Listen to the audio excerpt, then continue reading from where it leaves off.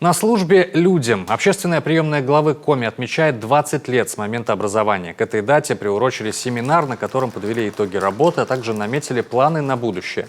Лучших сотрудников также отметил руководитель администрации главы региона Дмитрий Самоваров. Общественная приемная главы республики играет важную роль в обеспечении информационной взаимосвязи между жителями Коми и властью.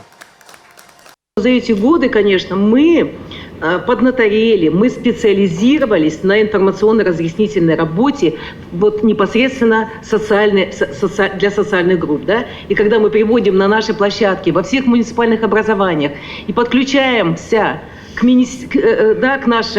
нашей центральной общественной приемной, где эксперты действительно в той или иной области сидят, министры, заместители министров, представители органов исполнительной власти, и мы, или там, допустим, различных организаций, да, и мы приводим целевые аудитории по всей республике в наши службы общественной приемной, это, конечно, и есть работа с запросами граждан, да.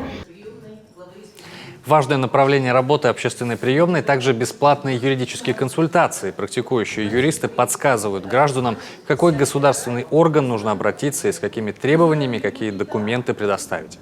Кроме того, общественная приемная проводит опросы населения и собирает экспертное мнение по наиболее актуальным вопросам.